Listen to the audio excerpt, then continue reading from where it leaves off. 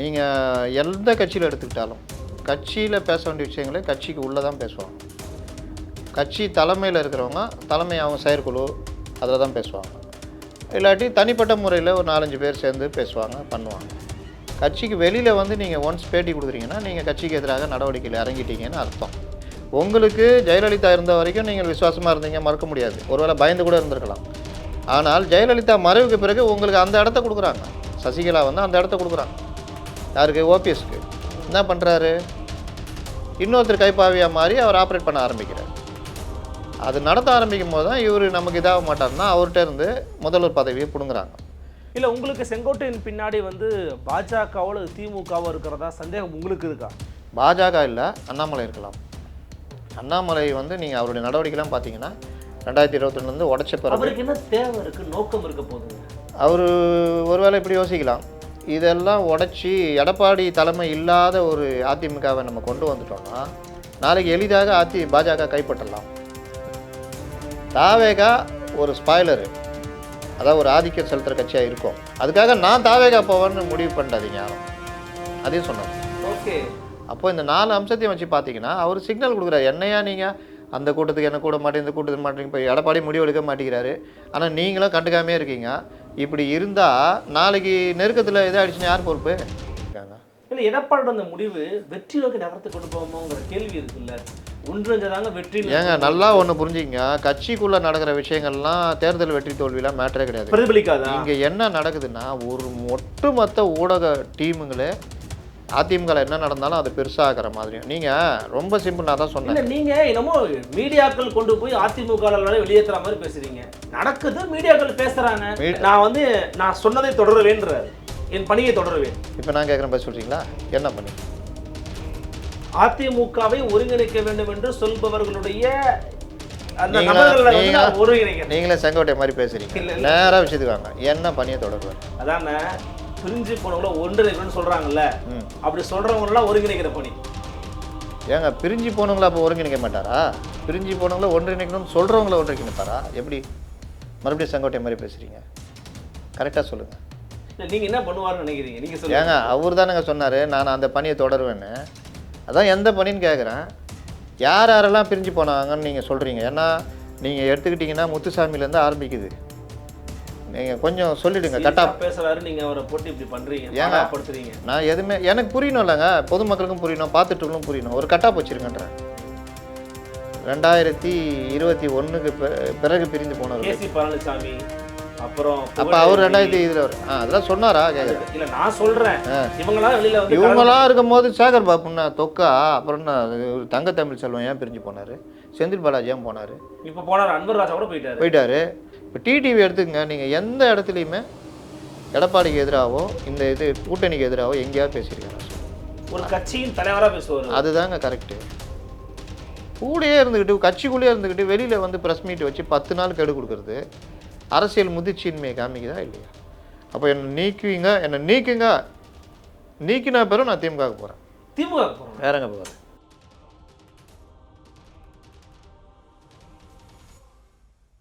நலம் தரும் நல்லார் சித்த மருத்துவமனை இதய நோய், சர்க்கரை நோய், பக்கவாதம், சிறுநீரக பிரச்சனை, தண்டுவடம் மற்றும் மூட்டு பிரச்சனைகளுக்கு மிகச்சிறந்த மருத்துவமனை கிருஷ்ணகிரி, சென்னை மற்றும் மதுரை. தொடர்புக்கு 8807666117 மற்றும் 8807666118. நிம்மதி ப்ராப்பர்ட்டி மேனேஜ்மெண்ட். கான்டாக்ட் 7667008999. அன்னை பர்னிச்சர்ஸ், அன்னை திருமண சீர்வரிசை பொருட்கள், டிவி, ஃபிரிட்ஜ், வாஷிங் மெஷின் உள்ளிட்ட 200க்கும் மேற்பட்ட பொருட்கள் அடங்கிய திருமண சீர்வரிசை ரூபாய் 99,000 மட்டுமே. தமிழகம் முழுவதும் இலவச டோர் டெலிவரி. தொடர்புக்கு 7550014440 9345044044. ஃபோர்த் ஸ்டேட் தமிழ் நேயர்களுக்கு அருள்மொழி வர்மனின் அன்பார்ந்த வணக்கங்கள். இது உங்கள் ஃபோர்த் ஸ்டேட் தமிழ் வழங்கும் பெருதனும் பெருது நிகழ்ச்சி. இன்றைக்கு வந்திருக்கிறார் மூத்த பத்திரிகையாளர் திரு முத்தலிஃப் அவர்கள். வணக்கம். வணக்கம். எப்படி இருக்கீங்க? நல்லா இருக்கேன். என்னை இப்போது கட்சியை விட்டு நீக்கியிருக்கிறாங்க. இதை நான் மகிழ்ச்சியோடு ஏற்றுக்கிறேன். அடுத்தடுத்து நான் நேற்று சொல்லியிருந்தோம், அதை கண்டினியூ பண்ண போகிறேன். கூடிய சீக்கிரம் அதுக்கான விளைவுகள் என்ன அப்படிங்கிறது நீங்கள் பார்க்க தான் போகிறீங்க. காலம் பதில் சொல்ல தான் போகுது அப்படின்னு எடப்பாடி பழனிசாமி அவர்கள் நீக்கிய பிறகு செங்கோட்டைன்னு ஒரு ப்ரெஸ் மீட் கொடுத்துருக்கிறாரு. அவசரப்பட்டார் எடப்பாடி கே பழனிசாமி. இங்கே என்ன பிரச்சனை நடக்குதுன்னா, மற்ற கட்சிகள்லையும் உள்கட்சி பிரச்சனை இருக்குது. ஆனால் ஒட்டுமொத்தமாக அதிமுகவுக்குள்ள உள்கட்சி பிரச்சனை இருக்குன்றத கிட்டத்தட்ட 2021 பெருசாக பூதாகரமாக்கி பண்ணிட்டு வராங்க.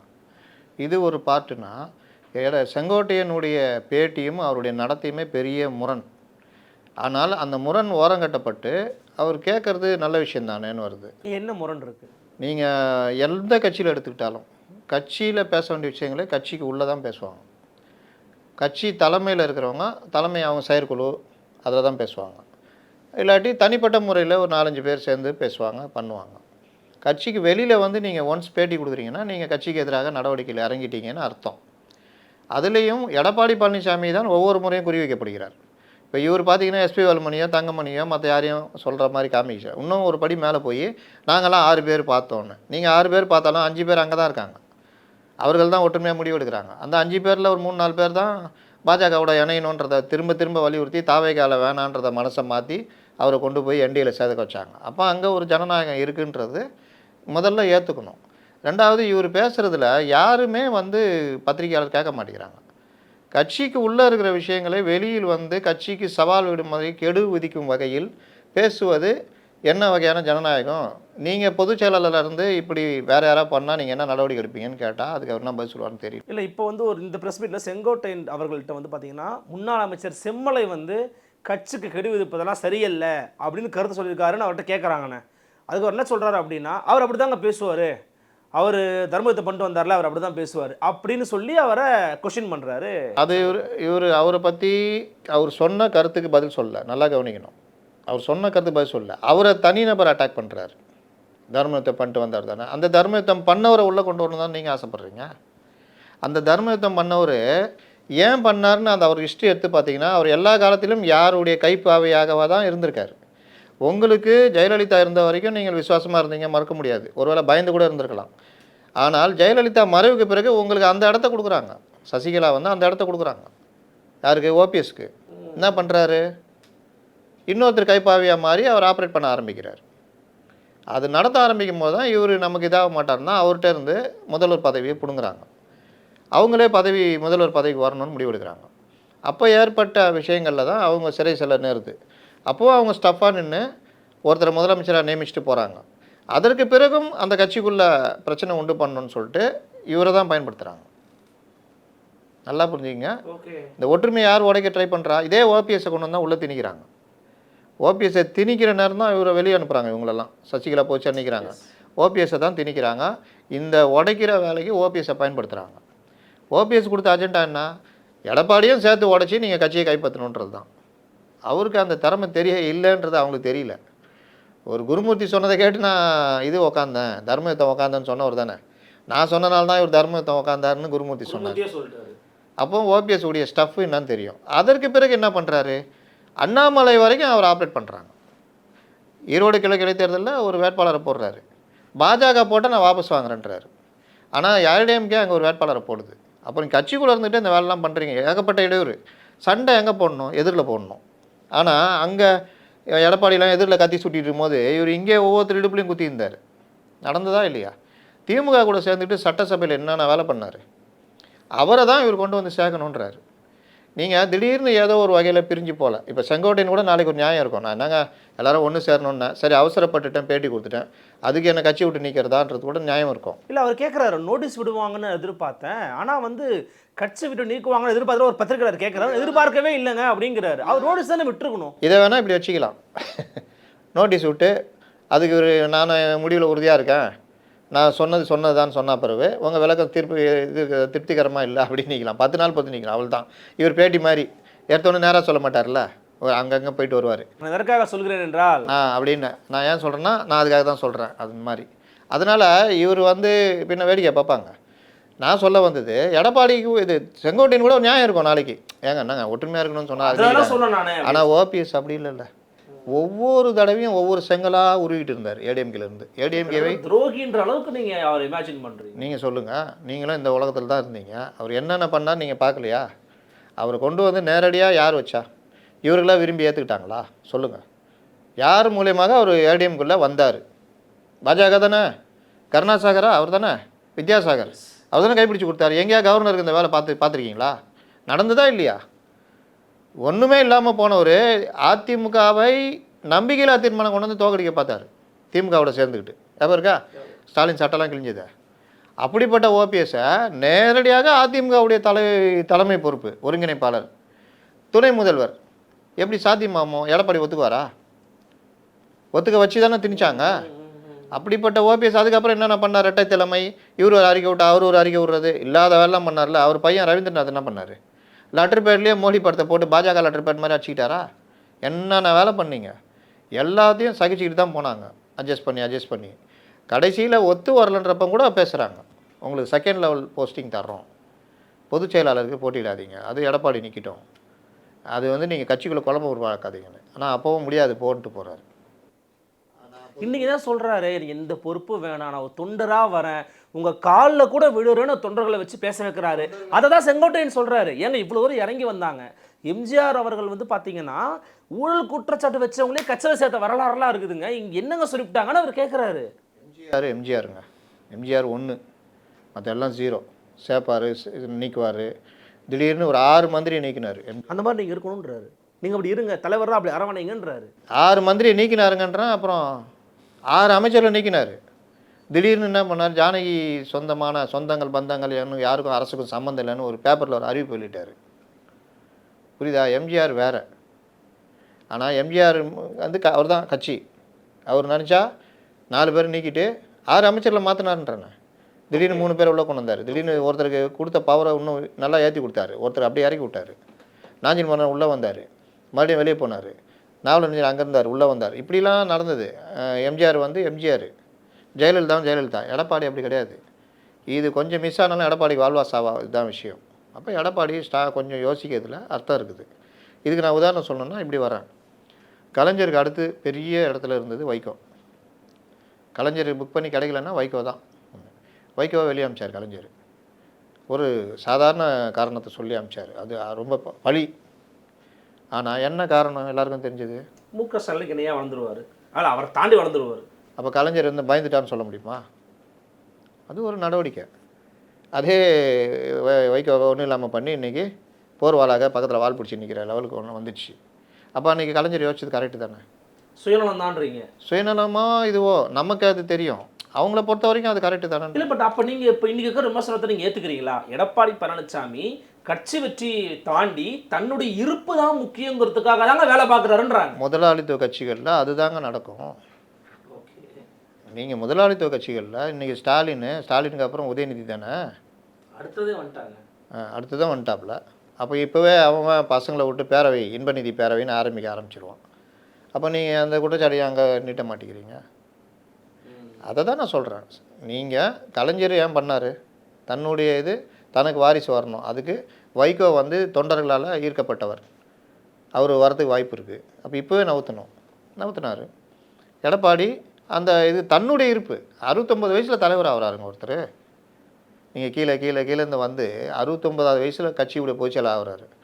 ஸ்டாலினுக்கெல்லாம் அது எந்த வயசில் சின்ன வயசில் கிடச்சிச்சு, மற்றவங்களாம் கிடச்சிச்சு. கலைஞர்லாம் 45 வயசில் சிஎம் ஆகிட்டார், ஜெயலலிதா 42 வயசில் சிஎம் ஆகிட்டாங்க, அந்த மாதிரி. ஆனால் இவர் வந்து 69 வயசில், அதுவும் ஒரு எந்த வித பின்புலம் இல்லை, வெள்ளமாண்டி வியாபாரி. இன்னொன்று, ஆனால் இவர்கிட்ட அந்த கட்சி பிடிமானம் உண்டு. நீங்கள் ரவி பெர்னாடு ஒரு இது பேசியிருக்காரு, எடப்பாடி தவிர யார் இருந்தாலும் ஏடிஎம்கே இந்த ஸ்ட்ராங் இருக்காது. ஏன்னா அவர் அதிமுக ரத்தம்னு ஒன்று சொல்லுவாங்கள்ல, ஓபிஎஸ்ட் அது கிடையாது. நீங்கள் டிஎம்கே கூட போய் சேர்ந்துக்கிட்டு கலைஞரை புகழ்ந்து பேசிக்கிட்டு அவங்களோட சேர்ந்துட்டு இங்கே இது பண்ணுறது, எதிர்த்து நிற்கிறது, இந்த வேலைலாம் மற்றவங்கள்ட்ட அதுதான். ஆனால் இவர்கிட்ட வந்து பார்த்திங்கன்னா அந்த இது இருந்துக்கிட்டே இருக்குது. அதிமுக நம்ம தான், அதிமுக ஸ்ட்ராங்காக இருக்கணும், திமுக வீழ்த்தணுன்ற அந்த வெறி இருக்குல்ல, அதனால தான் ஒரு ஸ்ட்ராங் லீடர்ஷிப்பு அங்கே அப்படியே இருக்குது. பிஜேபி உள்ளே நுழைஞ்சால் கூட நுழைய விட முடியல. இன்றைக்கி அண்ணாமலை வெளியே தானே, அண்ணாமலை தானே பவராக இருந்தார், உடைச்சார், எல்லாம் பண்ணார். இன்றைக்கி அண்ணாமலை வெளியே, டிடிவி உள்ளே வர முடியுதா? இவர் என்ன பண்ணுறாருன்னா, இவருக்கு சில ஆதங்கங்கள் இருக்கும். நான் பெரிய ஆள், நான் இருந்தப்போ நீங்கள் யார், ஒரு சாதாரண கிளையில் கூட கிடையாது, முத்துசாமி மாவட்ட செயலாளர், நான் தான் அவங்கள அதெல்லாம் ஆரம்பிப்பேன். சத்யா மூவிஸுடைய ஓனரு. அந்த படத்துலேருந்து பல படங்கள் சத்யா மூவிஸு அவர் தான். ஜெயலலிதா அவங்க சம்பளம் தானே வாங்கினாங்க. அதே ஜெயலலிதா அமைச்சர்களை ஒரு உணவுத்துறை அமைச்சராக இருந்தார். ஜெயலலிதாவுக்கு முன்னாடி இருந்தவங்கலாம் ஜெயலலிதாவுக்கு அப்புறம் வந்துட்டு வெளியில் போனப்போ உதிர்ந்த ரோமம் யார் நடமாடும் பல்கலைக்கழகம் உதிர்ந்த ரோமம் ஆச்சுல்ல அவ்வளோ நெடுஞ்செழியன். இந்த மாதிரி பலரை சொல்லலாம். காளிமுத்து நான் பேச்சு பேசினார், மறுபடியும் உள்ளே வந்தார், வச்சு அப்படி போனார். பல பேர் ராஜகண்ணப்பெல்லாம் காலில் விழுந்தார், காலில் உள்ள வச்சு தான் உள்ளே சேர்த்தாங்க. ஏன்னா அவர் அந்த இடத்துல வச்சுருந்தாங்க. 96 ஓடினார், மறுபடியும் வந்தப்போ கேகேஎஸ் சார் இன்றைக்கி அவ்வளோ பேசுகிறாரு. எம்ஜிஆர் காலத்துலேருந்து எம்ஜிஆர் ரசிகர் மன்றத்தில் இருந்தார். அவர் சீனியர் தான். ஜெயலலிதா பெரிய தாங்கு இதில் இருந்தார், திருநாவுக்கரசனும் அவரும். ஆனால் அவரை காலில் தானே விழுந்தது. அதனால் இதெல்லாம் வந்து நீங்கள் அரசியலில் உள்ள பார்க்க முடியாது. ஏன் உதயநிதி எடுத்துக்கங்க, இன்றைக்கி உதயநிதின்னு அவர் யார் இன்பநிதி வந்தால் கூட நாங்கள் பண்ணுவோன்ற அளவு தான் திமுகவில் இருக்காங்க. ஏற்றுக்கிட்டாங்கல்ல. இது முதலாளித்துவ கட்சிகளில் சாக்கச்சம். நீங்கள் இதெல்லாம் ஒன்றும் பண்ண முடியாது. எல்லா இடத்துலையும் அதான் நடக்கும். கம்பெனி அவர் ஒரு லேமன் கொஸ்டின் கேட்குறாருங்க தம்பி, பத்திரிகையாளர் கேட்குறாரு, நீங்கள் சொல்லுங்கள் ஆஃப் தி கேமரா கூட பேசி பாருங்க, எல்லாரும் என்ன சொல்லுவீங்க, எல்லாரும் ஒன்று சேர நல்லது தானே சொல்லுவீங்க, அதெல்லாம் நானும் சொல்கிறேன், என்ன தப்பு இருக்குது அப்படின்னு கேட்குறாரு. எல்லாரும் ஒன்று சேர்றதுல எடப்பாடிக்கு இருக்கிற பிரச்சனை என்ன? எல்லாரும் ஒன்று சேர்றது நல்லதுன்ற கோரிக்கையை வந்து எல்லாருமே ஏற்றுக்குவாங்க. அது எங்கே வச்சு சொல்கிறீங்கன்றதான் மேட்டர். ஒவ்வொரு சொன்ன கேட்கல, வெளியே பேர் சொல்லு ஒன்றா போய் பேசணும், மதிக்கலை, சொன்னால் வெளியில் வந்துட்டேன். 6 பெருசா 5 பெருசா 1 பெருசா? 5 தான் பெருசு. 5 பேர் எங்கே இருக்காங்க? அமைதியாக இருக்காங்க.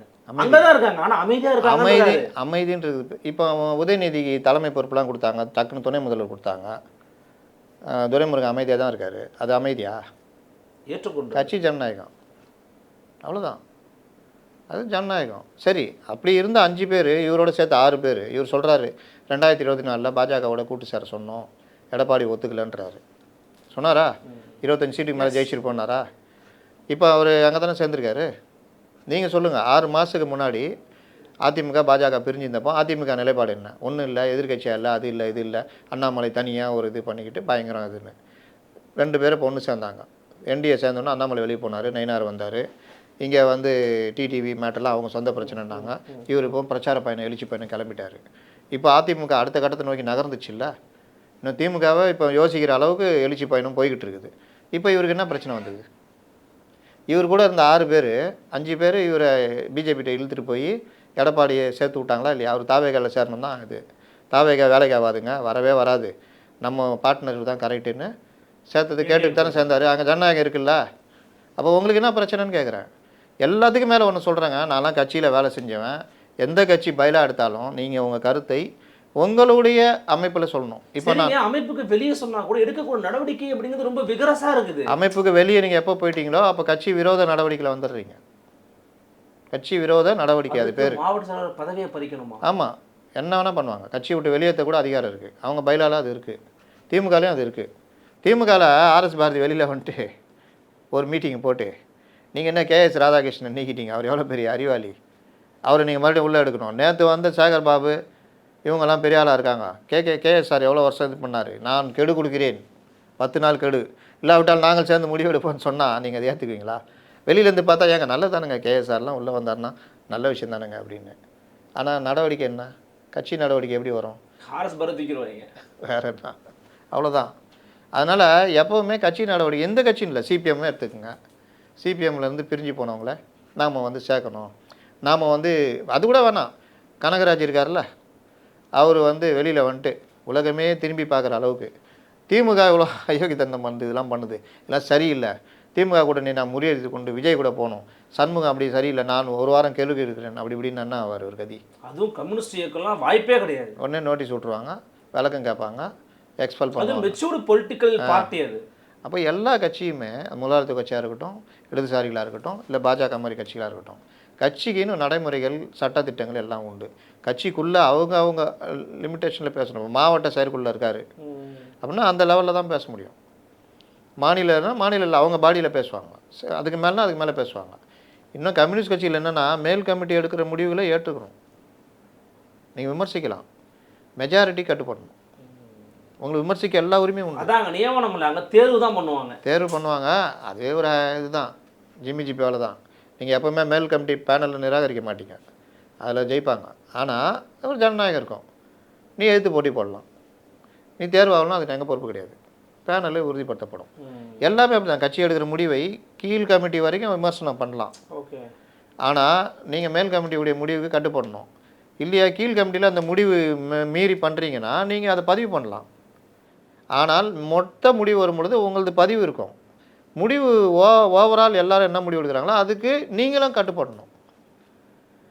ஆட்சியிலே பங்கேற்கணும் அப்படின்னு முடிவு சுர்ஜித்து ஜோதிபாசு எல்லாருக்கும் உண்டு. ஜோதிபாசை பிரதமர் ஆக்கிறதுக்கும் அவங்க ரெடி. ஜோதிபாஸ் சைட்லேயும் ஓகே. ஆனால் கட்சி முடிவெடுக்குது வேண்டாம், வரலாற்று தவறை செய்கிறோம்ட்டு சும்மா இருந்துட்டார் ஜோதிபாஸ். கட்சி முடிவு கட்டுப்படுவாங்க. இந்த மாதிரி பல இலங்கை பிரச்சனை ஒரு டீமே தியாகுலாம் அப்போ தான் வெளியே பண்ணார்னு நினைக்கிறேன். ஒரு டீமே கட்சியில் பெரும் விவாதம். மணியரசன்லாம் அதில் தான் இருந்தார். மனுஷன் மார்க்சிஸ்ட் பார்ட்டியில் இருந்ததா இருந்தார்.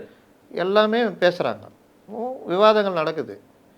மேல் கமிட்டியில் தான் வந்து ஸ்பெஷல் இதெல்லாம் போட்டுலாம் பேசுகிறாங்க. கட்சியுடைய நிலைப்பாடு இது அப்படின்னு. அவங்க தேசிய இனங்கள் பிரச்சனைகள் குறித்து லெனினுடையது மற்ற விஷயங்கள்லாம் இது பண்ணுறாங்க. தேசிய இனங்கள் பிரச்சனை அப்படி பார்க்கலாம், ஆனால் ஒரு நாட்டை துண்டாடுற விஷயங்களை நம்ம பார்க்க முடியாதுன்றது தான் மார்க்சிஸ்டுடைய நிலைப்பாடுன்றாங்க. அப்போனா சீக்கிய இது கூட நம்ம ஏற்றுக்கணும் அப்படின்ற மாதிரி கொண்டு போகிறாங்க. அப்போ இந்த முரண்பாடு வருது. அதில் இவங்க என்ன சொல்கிறாங்கன்னா, மார்க்சிஸ்ட் கட்சி உங்களுடைய கருத்தை வைத்துக்கொள்ளுங்கள், ஆனால் மெஜாரிட்டி கருத்து இதுதான் கட்சி நடைமுறை. ஒருவேளை நாளைக்கு இது நடக்குதுன்னா உங்கள் கருத்தை வந்து ஏற்றுக்கிற இதுதான் வரும், அன்றைக்கி உங்கள் கருத்து ஏற்றுக்கொள்ளப்படும். ஆனால் கட்சியுடைய விதி பிரகாரம் நீங்கள் மெஜாரிட்டி இதுக்கு தான் நீங்கள் பணிஞ்சு போகணுன்னு இவங்க முடியாதுன்ட்டு வெளியேறாங்க. அப்போது ஒரு டீம் அப்படியே வெளியே போகுது, தியாகுலேருந்து எல்லோரும் வெளியே போகிறாங்க. இது எல்லா கட்சியிலையுமே உண்டு. முதலாளித்துவ கட்சியில் அப்படிலாம் கிடையாது. தான் இல்லை நீ பேசுறியா ஒன்று ஏதாவது காரணம் காட்டி வெளியே அனுப்பிச்சிடுவோம், அவ்வளோதான்.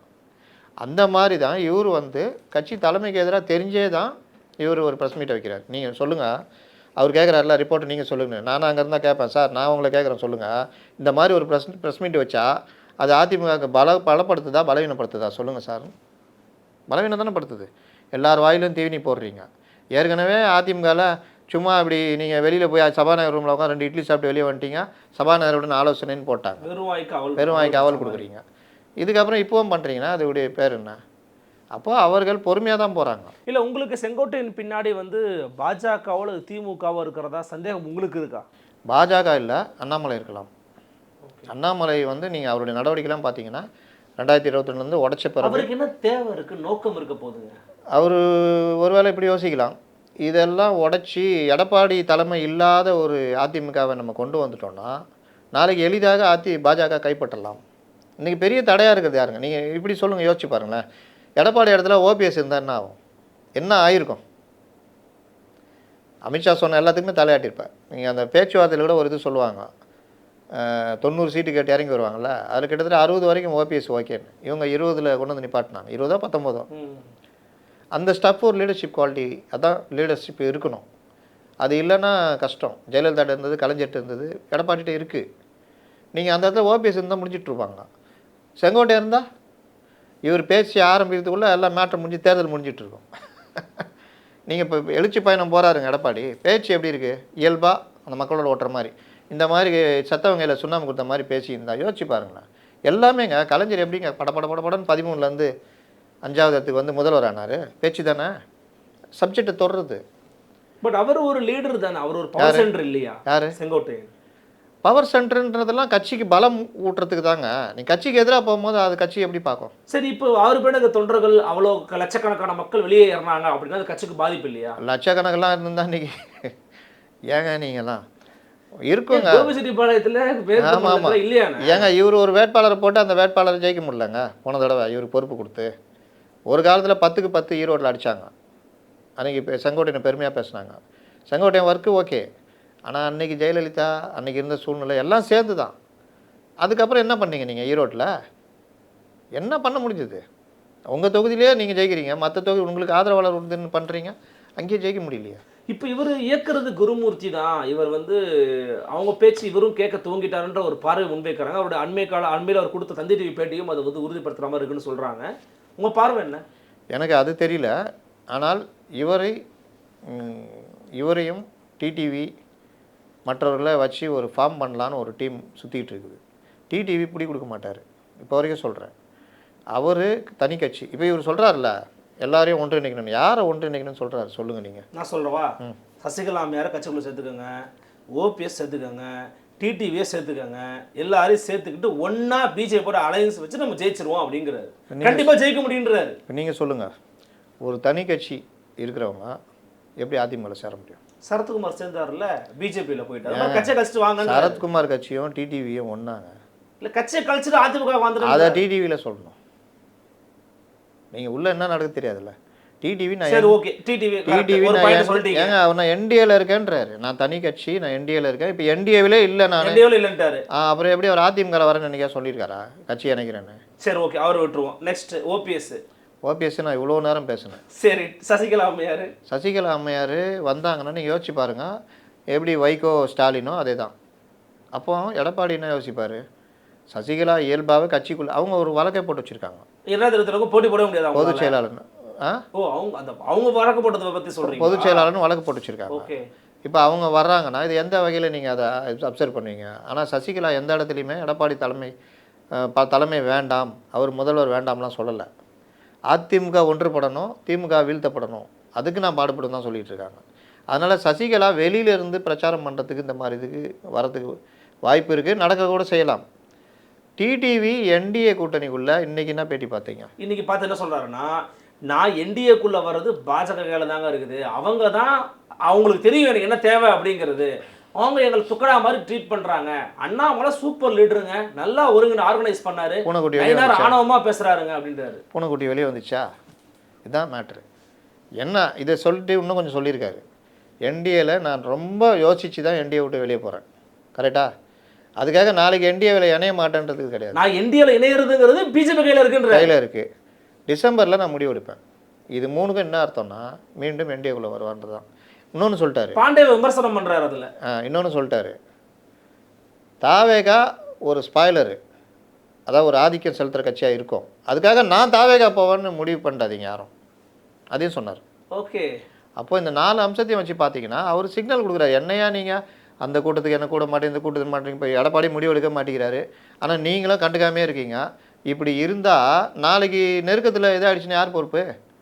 அப்போ என்ன பதில் சொல்லு அப்படின்றார். இப்போ வெளியில் வந்துட்டாருன்னா கூப்பிட்டு பேசுவாங்க, ஏங்க இது பண்ணுறீங்க அப்படின்னு. இந்த இடத்துல எனக்கு தெரிஞ்சு ஜெயலலிதா பாணி, இப்போ செங்கோட்டையன் சொல்கிற மாதிரி ஜெயலலிதா பாணியெல்லாம் கையில் எடுக்கணும் எடப்பாடி. என்ன பண்ணணுன்றீங்க?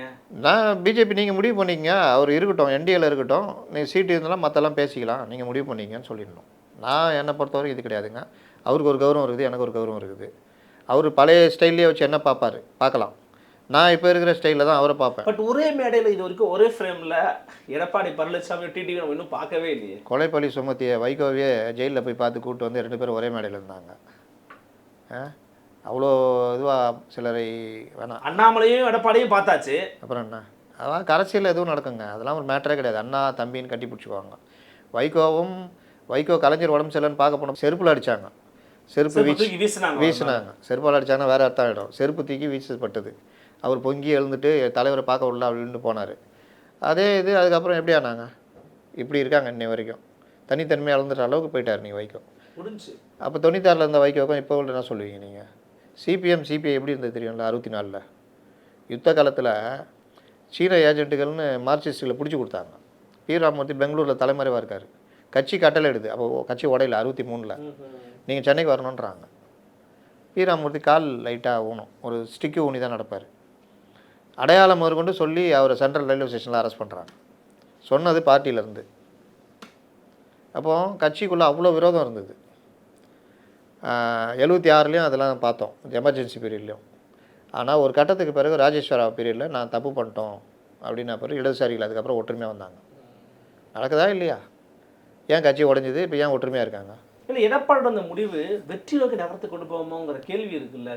ஒன்றுதாங்க வெற்றி. ஏங்க நல்லா ஒன்று புரிஞ்சுங்க, கட்சிக்குள்ளே நடக்கிற விஷயங்கள்லாம் தேர்தல் வெற்றி தோல்விலாம் மேட்டரே கிடையாது, பிரதிபலிக்காது. இங்கே என்ன நடக்குதுன்னா ஒரு ஒட்டுமொத்த ஊடக டீமுங்களே அதிமுக என்ன நடந்தாலும் அதை பெருசாகிற மாதிரியும். நீங்கள் ரொம்ப சிம்பிள், நான் தான் சொன்னேன். நீங்கள் என்னமோ மீடியாக்கள் கொண்டு போய் அதிமுக வெளியேற்றுற மாதிரி பேசுகிறீங்க. நடக்குது, மீடியாக்கள் பேசுகிறாங்க. மீடியாக்கள் அப்படி சொல்ல, அதிமுகக்குள்ளே நடக்கிற சின்ன விஷயத்தை கூட மீடியாக்கள் பெருசாக்குறாங்க. அது பொதுமக்கள் மத்தியில் ஒரு கருத்தை உருவாக்க ட்ரை பண்ணுறாங்க. அது மீடியாக்கள்னு இல்லை, அதுக்கு பின்னாடி என்னென்ன இருக்குன்னு உங்களுக்கு தெரியும். 2வது, கட்சி கட்டுப்பாட்டை மீறி ஒருத்தர் பேசுகிறாருன்னா அங்கே அந்த கேள்வியே வைக்கப்படுறதில்லை. அவர் ஏதோ யோகியர் மாதிரியும், ஓபிஎஸ் ஏதோ அப்படி போய் இந்த ஓபிஎஸ் நாளிலேருந்து வராத நீ வெளியே போ அப்படின்ற மாதிரியும், டிடிவி ஏதோ இது பண்ண மாதிரி தான் இவங்க பேசுகிறாங்க. அப்போ இன்னொன்று, கட்சியில் பிரிந்து சென்றவர்களை சேர்க்க வேண்டும் அப்படின்றாரு. யாரை சேர்க்கணும்னு கேட்குறாங்க. அது அவருக்கே தெரியுன்றாரு. பிரிந்து சென்றவர்கள்னா சேகர் பாபு, செந்தில் பாலாஜி, ரகுபதி, கே வேற என்ன, அவங்களாம் என்ன கட்சியிலேருந்து பிரிஞ்சு போனவங்க தானே? வேறு என்ன சொல்கிறீங்க, சொல்ல வரீங்க சொல்லுங்கள். அப்போ பிரிஞ்சு போய் ஒன்றுக்கு உதவாமல் இருக்கிறவங்கள சேர்க்கணும்னு சொல்ல வராரா? எப்படி சொல்ல வர்றாரு சொல்லுங்கள்? பிரிந்து சென்றவங்க எல்லாம் தான் போயிருக்காங்க, அப்படிதான் சொல்லணும்ல. அதையும் சொல்ல மாட்டேங்கிறார், அவருக்கே தெரியுன்றாரு. சரி, அப்போ நம்ம எப்படி புரிஞ்சுக்கிறது? ஒரு 11 அமைச்சர்கள் 11-12 பேர் அதிமுகவில் செல்வாக இருக்கிறாங்க, திமுகவில் அவங்களையும் மறுபடியும் சேர சொல்கிறாரு போல தானே நம்ம புரிஞ்சிக்க முடியும். அதனால் இவர் பேசுறது, அப்புறம் எடப்பாடி 2009 நீக்கினாங்க அப்படின்னு சொல்கிறது, அதெல்லாம் நீங்கள் தலைமைக்கு எதிராக விடுற வார்த்தைகள் தானே. கேள்வி வேணால் அப்படி வரலாம், என்னங்க நீங்கள் உங்களை கட்சியில் நீக்கிட்டாங்களே, அப்படி அவர் தானே உங்களை மினிஸ்டர் ஆக்குனாருன்னு. ஏங்க அதெல்லாம் ஆக்குனாரு, அதெல்லாம் கட்சி நடைமுறைங்க. இன்றைக்கி நான் இப்போ மட்டும் என்னங்க சொல்கிறேன், ஒரு ஒற்றுமைக்கு தானேங்க பேசுகிறேன்னு சொல்லலாம். எடப்பாடியும் 2009 நீக்கினாங்கன்றாரு, அவரும் நீக்கினதும் உங்களை நீக்கினதும் ஒன்றா? அதை பற்றி பேசலாமா? நீங்கள் எப்படிப்பட்ட சந்தர்ப்பத்தில் நீக்கப்பட்டீங்கன்னு தெரியும்ல. ஜெயலலிதா இருக்கிற வரைக்கும் நீங்கள் மினிஸ்டர் ஆக முடிஞ்சதா? மினிஸ்டர் ஆகுனதே எடப்பாடி கவர்மெண்ட்டு தானே மறுபடியும். அப்போ நீங்கள் அதை திருப்பிட்டு கேட்டால் என்ன பண்ணுவாங்க? அதனால் இவர் நடைமுறை நீங்கள் எல்லாத்தையும் அழிச்சிருங்க. பொதுவாக நம்ம பத்திரிகையாளர் அப்படின்னு பார்த்தோம்னா, கட்சி நடைமுறையில் ஒருத்தர் வெளியில் கட்சிக்கு எதிராக பேட்டி கொடுக்குறாருன்னா நடவடிக்கை வரும். அதை வரைச்சு நாங்கள் வந்ததா? எல்லாருக்கும் வரும். இப்போ எடப்பாடி இந்த முடிவில் பின்வாங்குவார்னு நினைக்கிறீங்களா, இல்லை இது அவர் கண்டுக்காமல் கடந்து போயிட்டே இருப்பார்னு நினைக்கிறீங்க? ஏங்க அவங்க தான் அறிவிச்சிட்டாங்களே, எல்லா பொறுப்புலேருந்து பிடிங்கி விட்டாங்களே, அப்புறம் என்ன பின் வாங்குறது? எல்லா பொறுப்பும் பிடிங்கிட்டாங்க. இவர் இன்றைக்கி பேட்டி கொடுத்துட்டாரு, இன்றைக்கி என்ன சொன்னார்னு புரியல கடைசி வரைக்கும். கமல்ஹாசன் தான் எப்போ அப்படி பண்ணுவார், ஒரு 2 நாள் பொறுத்து புரிஞ்சிக்கலாம். இவர் கமல்ஹாசனுக்கு அண்ணனாகிறாரு, இவரெல்லாம் எப்படி தான் இல்லை, நான் சொன்னதை தொடருவேன்றார், என் பணியை தொடருவேன். இப்போ நான் கேட்குறேன், பதில் சொல்கிறீங்களா? என்ன பண்ணி? அதிமுகவை ஒருங்கிணைக்க வேண்டும் என்று சொல்பவர்களுடைய நீங்களே செங்கோட்டை மாதிரி பேசுறீங்க. நேராக விஷயத்துக்கு வாங்க, என்ன பணியை தொடருவார்? அதான பிரிஞ்சு போனவங்கள ஒன்றிணைக்கணும்னு சொல்றாங்கல்ல, அப்படி சொல்றவங்களெல்லாம் ஒருங்கிணைக்கிற பணி. ஏங்க பிரிஞ்சு போனவங்கள அப்போ ஒருங்கிணைக்க மாட்டாரா? பிரிஞ்சு போனவங்கள ஒன்றிணைக்கணும்னு சொல்கிறவங்கள ஒன்றிணைப்பாரா? எப்படி மறுபடியும் செங்கோட்டை மாதிரி பேசுகிறீங்க? கரெக்டாக சொல்லுங்கள். நீங்கள் என்ன பண்ணுவார்னு நினைக்கிறீங்க? நீங்கள் சொல்லுங்கள். ஏங்க அவர் தானேங்க சொன்னார் நான் அந்த பணியை தொடருவேன்னு. அதான் எந்த பணின்னு கேட்குறேன், சொல்லுங்கள். டிடிவி, ஓபிஎஸ், சசிகலா, சேகர் பாபு, இந்த மாதிரி பிரிஞ்சு போன எல்லாரையும் ஒன்று சேர்ப்பாரா? இது என்ன பணி செய்வார் சொல்லுவாங்க. அதையாவது நம்ம ரிப்போர்ட்டர் கேட்டுக்கலாம். ஆனால் விட்டீங்க, அது கேட்டான், அப்போ கூட பதில் சொல்ல அவர். யார் யாரெல்லாம் பிரிஞ்சு போனாங்கன்னு நீங்கள் சொல்கிறீங்க. ஏன்னா நீங்கள் எடுத்துக்கிட்டிங்கன்னா முத்துசாமியிலேருந்து ஆரம்பிக்குது. நீங்கள் கொஞ்சம் சொல்லிவிடுங்க. கரெக்டாக பேசுகிறாரு, நீங்கள் அவரை போட்டு இப்படி பண்ணுறீங்க, ஏங்க நான் எதுவுமே எனக்கு புரியணும் இல்லைங்க, பொதுமக்களுக்கும் புரியணும், பார்த்துட்டுங்களும் புரியணும். ஒரு கட்டாக போச்சிருங்கன்றேன். 2021க்கு பிறகு பிரிந்து போனவர் கேசி பழனிசாமி. அப்புறம் அப்போ அவர் 2020 அதெல்லாம் சொன்னாரா கேட்குறேன். இல்லை நான் சொல்கிறேன், இவங்களாம் வெளியில் இவங்களாம் இருக்கும்போது சேகர் பாபுன்னா தொக்கா, அப்புறம் தங்க தமிழ் செல்வம் ஏன் பிரிஞ்சு போனார்? செந்தில் பாலாஜி ஏன் போனார்? இப்போ போனார், அன்வர் ராஜா கூட போயிட்டார். இந்த மைத்திரியம் போயிட்டார், ஆர்எஸ்எஸ்காரரு. இவங்க எல்லாத்தையும் நான் சொல்லுங்க, எல்லாரும் சொல்கிறாங்க. இவர் திருமாவளவன் மட்டும் ரப்பர் போட்டு அழிச்சிட்டாரு. அப்போது இவர்கள் எல்லாருமே எவ்வளோ பேர் நீங்கள் சேர்க்க போகிறீங்க? ஏன் பிரிஞ்சாங்க? காரணம் இருக்குல்ல. அன்னூராஜா ஏன் பிரிஞ்சார்? அதுக்கு ஒரு காரணம் இருக்கும். இவங்க தான் பிரிஞ்சு போனவங்க. இவர் மைத்திரி இவங்களாம். ஓபிஎஸ் நீக்கப்பட்டவர், அவங்களும் நீக்கப்பட்டவர். யார்? டிடிவி. அவர் கூட ஒரு 17-18 பேர், 21 பேர் போனாங்க. அதில் டக்குன்னு 2-3 பேர் திரும்பிட்டாங்க. ஒரு 17-18 பேர் போனாங்க. அதுலேயும் ஒரு சில பேர் இறந்துட்டாங்க, சில பேர் மீண்டும் தாய் கலக்க வந்துட்டாங்க. செந்தில் பாலாஜிலாம் அங்கே போயிட்டார். புகழேந்தி எங்கேயும் கிடையாது. அது இந்த பம்பரம் சுற்றி விட்டிங்கன்னா அப்படி இடிக்கும் தெரியுமா, டங்கு அங்கே இடிச்சிக்கிட்டே சுற்றிட்டு இருக்கோம் பாருங்கள், அந்த மாதிரி. அதனால் புகழேந்தியை நீங்கள் எந்த கணக்குலையும் சேர்க்க முடியாது. ஒரே அஜெண்டா எடப்பாடிக்கு எதிராக பேசணுன்றது தான் அவங்க அஜெண்டா. கேசி பழனிசாமி என்ன பண்ணுறாருன்னு கடைசி வரைக்கும் அது என்னன்னு புரியல எனக்கு. என்னங்க சொல்லுங்கள் கேசி பழனிசாமி, அவரே நீங்கள் ஒரு நாள் பேட்டி எடுங்களேன். என்ன தான் உங்களுக்கு வேணும், என்ன வேணும் சொல்லுங்கன்னு. அவர் எப்படி போய்ச்சல் ஆவார்? எந்த பொதுக்குழுவால் அவர் தேர்ந்தெடுக்கப்பட்டார்? இப்போ சசிகலா பொதுச் செயலாளர்னா அவங்க நியாயம் இருக்குது கேஸ் போடுறதுக்கு. கேசி பழனிசாமி கேஸ் போடுறதுக்கு என்ன நியாயம் இருக்குது பொதுச் செயலாளர் இருக்குது? அவர் எங்கே பிரச்சனை வருது? அவர் நீக்கினது எனக்கு தெரிஞ்சு தப்பு தான். ஏதோ பிரச்சனை ஆச்சு போனார், திடீர்னு பார்த்தா நீக்கிட்டாங்க. அதுக்காக அவர் நியாயமாக போராடுறாரு. ஆனால் இந்த போராடுறது நீக்கிறதுனா நீங்கள் அவ்வளோ பேசிட்டீங்க. ஏடிஎம்க்கு எதிராக பேசணுமா, அதுவும் குறிப்பாக எடப்பாடிக்கு எதிராக பேசணுமா, கூப்பிட்றா கேசிஎப்பியா அப்படின்னு. அவர் அதுக்குன்னே 2-3 சேனல் வாடகை எடுத்து வச்சுக்குது. அவரை எப்படி சேருவாங்க? ஏதோ ஒரு இணக்கம். இப்போ டிடிவி எடுத்துக்கங்க, நீங்கள் எந்த இடத்துலையுமே எடப்பாடிக்கு எதிராகவோ இந்த இது கூட்டணிக்கு எதிராகவோ எங்கேயாவது பேசியிருக்காரா சொல்லுங்கள்? ஒரு கட்சியின் தலைவராக பேசுவார். அதுதாங்க கரெக்டு. கூடயே இருந்துக்கிட்டு கட்சிக்குள்ளேயே இருந்துக்கிட்டு வெளியில் வந்து ப்ரெஸ் மீட் வச்சு 10 நாள் கெடு கொடுக்குறது அரசியல் முதிர்ச்சியின்மையை காமிக்குதா இல்லையா? அப்போ என்னை நீக்கினா பிறகு நான் திமுக போகிறேன். திமுக போகிறேன் வேற எங்கே போகிறேன்? என்னன்னா புகலிடம் இது, வேற எங்க புகலிடம்? ஜெயலலிதா அம்மையார் ஏங்க விஜய் கிட்ட விசுவாசி. விஜய் கிட்ட எல்லாம் போக முடியாது தெரியும்ல, அங்கே ஓசோன் படலம் இருக்குது, டொம்முன்னு முட்டிட்டு வெளியே வந்துட வேண்டியதான். சரி, விஜய் விட்டுருங்க, அவரு அமைதியா இருக்காரு, அவர் எதுவும் பண்றாருன்னு தெரியல.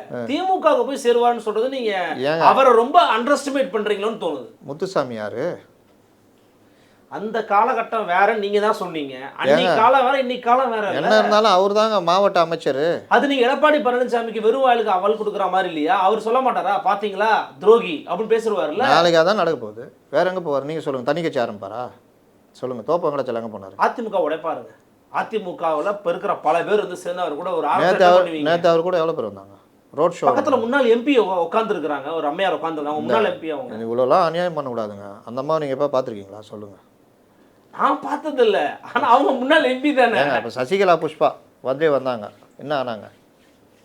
பிஜேபிக்கு போயிட்டாங்க. அப்புறம் அவங்களாவது எம்பின்னு ஊருக்கே தெரியும், ஒரு ஆள் அற விட்டாங்க, அந்த வகையில் ஃபேமஸ் ஆனாங்க. அவங்க அப்போவே நல்லா ஃபேமஸ். நீங்கள் செங்கோட்டையனை பிஜேபிக்கு போவாராருல அப்படின்னு சொன்னால் கூட ஓரளவு நான் அக்செப்ட் பண்ணுவேன். திமுக போவாருன்றது, திராவிட இயக்கத்தில் இருக்கிறவங்க பிஜேபிக்கு போகிறதுன்றது வந்து பெரும்பாலும் யோசிப்பாங்க. இன்னொன்று இப்போ கூட்டணி கட்சி என்டிஏ. இன்னொன்று அவர் தான் சொல்கிறாரு 24 நாங்கள் பிஜேபியில் வைக்க சொன்னாங்க, எடப்பாடி தாங்க வைக்கலன்றாரு. அது கூட்டணிங்க அந்த. ஆனால் இப்போ வச்சிருக்காருல்ல, அப்போ நீங்கள் சொன்னதான் நடக்குது. 29லேயும் தொடரப்போகுது. அப்புறம் என்ன உங்களுக்கு பிரச்சனைன்னு கேட்குறேன். ஓபிஎஸ்சி, டிடிவி, சசிகலா அவங்க பார்த்துக்க போகிறாங்க அந்த பிரச்சனையை. நீங்கள் ஏங்க இது பண்ண போகிறீங்க? அதிகபட்சம் போய் சொன்னீங்க 6 பேர். அவருக்கு சில சங்கடங்கள், நெருடல்கள், பிரச்சனைகள் இருக்குது. அவர் சொல்லிட்டாரு, அது 5 பேரும் ஏற்றுக்கிட்டாங்க. அவங்க சொன்னதை இவர் ஏற்றுக்கிட்டாரு, பிஜேபி கூட சேரலான்னு. இவர் சொன்னது சேர்த்து ஏற்றுக்கிட்டாரு. அப்புறமே என்ன உங்களுக்கு பிரச்சனைன்னு கேட்குறேன். இவர் எப்போவுமே பிரச்சனையை சொன்னது கிடையாது தெரியுமா? என்ன பிரச்சனை சொல்லுங்கள்? சும்மா இதெல்லாம் உருட்டு. ஓபிஎஸ்ஸும் ஒரு பம்பரம் தான். நீங்கள் போய் உங்களை வரவேற்கவும் வழி அனுப்பவும் அப்படி இப்படின்னு சொல்லிட்டு பக்கத்தில் ரூம்லாம் போட்டார். பிரதமர் பார்க்கலன்னு ஒன்று இவங்களுக்கு என்ன ரினியூவல் பண்ண இருக்கணுமா? பிரதமர் எப்போல்லாம் வராரோ அப்போ விட்டு 10 நிமிஷம் பேசணும். அதை வச்சு நான் பாத்தியான்னு சுற்றிட்டு இருக்கிறது. ஒரு தடவை வரும்போது பார்க்கலன்னா மத்திய அரசே நிதி கொடு, கல்வி நிதியை நீ கொடுக்காத தவறுன்னு அறிக்கை விடுவாரா? செங்கோட்டை அரசு எதிர்காலம் என்னவாக போகிறது? ஒன்று ஓய்வு நோக்கி நகர்வார், இல்லை திமுக நோக்கி நகர்வார். திமுக க்ளீனாக சொல்லியிருப்பாங்க, நீங்கள் வாங்க. கிட்டத்தட்ட ஓபிஎஸ் மாதிரின்றீங்க. ஓபிஎஸ் ஒன்றும் திமுக போகல, நகருவாருன்றதுனால நான் கேட்டேன். அது வந்து ஆஃபர் லெட்டர் வாங்கிட்டு வச்சுருக்காப்புல, நாளைக்கு எங்கேயா கிடைக்குமான்னு. இவர் அப்படி கிடையாது, கிட்டத்தட்ட முடிச்சு விட்றாங்க இவரை. அதனால் இவர் வந்து டிஎம்கே நோக்கி நகர்வார். ஏதாவது மாவட்ட செயலாளர் இல்லை கொஞ்சம் சீனியர்னால கொஞ்சம் அமைப்பு செயலாளமாக ஏதாவது கொடுத்து இவரை உட்கார வச்சுட்டு அங்கே பார்த்துக்குங்கன்னுவாங்க. கொஞ்சம் பலம். இவர் செந்தில் பாலாஜி இருக்கார், இவர் இருக்கார், அங்கே முத்துசாமி இருக்கார், கொஞ்சம் ஒர்க் பண்ணுங்கன்னு சொல்லிட்டு. ஏன்னா திமுகவுக்கு என்ன பிரச்சனைனா, நான் சொன்னேன்ல, அவர்கள் எடுத்த சர்வேலே அவர்களுக்கு பெரிய சிக்கல் இருக்குது. அதில் பெரிய சிக்கல் யாரால் வருதுன்னா விஜயால் வருது. அப்போ அந்த வாய்ப்பு யாருக்கு போகும்னு பார்த்தீங்கன்னா அதிமுகவுக்கு போகும். அப்போ அதிமுக பலகீனப்படுத்தணும். அதில் யார் இருக்கிறாங்க? நான் இன்னும் ஜோக்காகவே சொல்லியிருக்கேன், எடப்பாடி பழனிசாமி வந்தால் கூட சேர்த்துக்கலாம்பா, என்னன்னு பேசுன்னு சொல்கிற அளவுக்கு ரெடி பண்ணிகிட்டு இருக்காங்கன்னு. இன்னும் ரொம்ப பேர் ரெடி பண்ணிகிட்டு இருக்காங்க. நம்ம அவங்க பேர்லாம் சொல்லி நாளைக்கு அவங்க போகாமல் இருந்துட்டாங்கன்னா சங்கடமாயிடும், அவங்களுக்கும் சங்கடம். அதனால் கொஞ்சம் பேர் ட்ரை பண்ணுறாங்க. யார் இவர் ஏற்கனவே 3 மாதம் முன்னாடியே சிக்னல்லாம் காமிச்சார்ல, அப்போ காமிச்சப்போ சொன்னாங்க இவரை பிஜேபி கூட சேர்றதுக்காக விஜய் இவர் தனியாகவே இந்த மாதிரிலாம் பண்ணுறாரு, அதற்காக ஒரு நல்ல எண்ணத்தை அடிப்படையில் தான் இவர் போகிறாரு வராரு. அதுக்கு ஏங்க போய் சபாநாயகரை பார்த்தீங்கன்னா அதுக்கு பதில் இருக்காது. இப்படிலாம் போனார் வந்தாருன்னாங்க. பிஜேபியில் சேர்ந்துட்டாங்க, பிஜேபி அணைஞ்சிச்சு, ஸ்ட்ராங்காக போகிறாங்க. 130 தொகுதி போயிட்டாப்புல, பிரச்சாரம்லாம் பண்ணி நல்லா போகுது. இப்போ வந்துட்டு இவர் பண்ணுறாருன்னா நீங்கள் யோசிச்சு பாருங்கள், இதுக்கு பின்னாடி பிரிந்தவர்கள் சேர்க்குற வேலைலாம் கிடையாது, அவ்வளோதான். அதனால் இவர் வந்துட்டு பெருசாக ஒன்றெல்லாம் பண்ண முடியாது.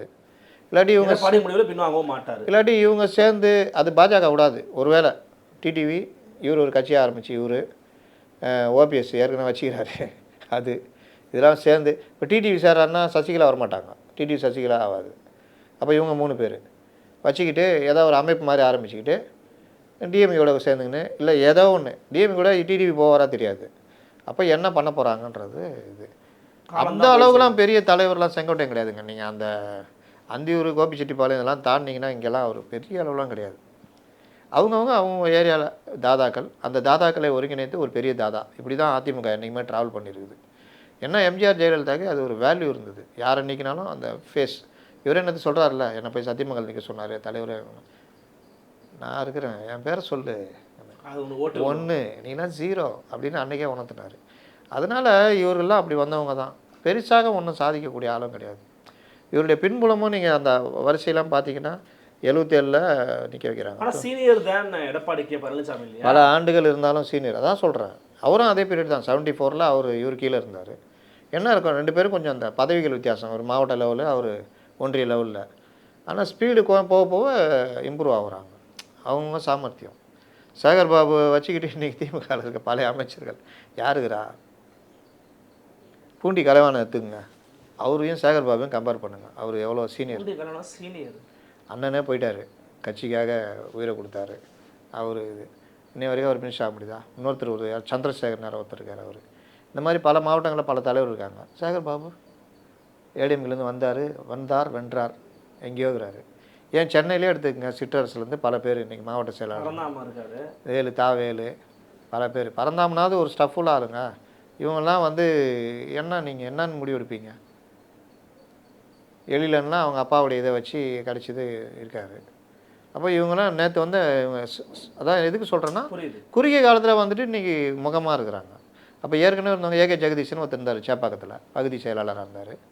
அவரெல்லாம் கம்பேர் பண்ணிங்கன்னா இன்றைக்கி அவர் கீழே வட்டத்தில் இல்லாதவங்க கூட இன்றைக்கி பெரிய ஆளாக இருக்கிறான். இன்றைக்கி ஏகே ஜெகதீஷன் ஒரு கேரக்டர் எங்கே இருக்குன்னு தெரில. ஆயிரம் விளக்கு ஹுசேன் பலரும் சொல்லுவேன் நான். பார்க்கலாம், பொறுத்து பார்க்கலாம் என்ன நடக்குது அப்படின்னு. எங்களுக்காக கூட வருகை மிக்க நன்றி. மீண்டும் சந்திக்கலாம். வணக்கம்.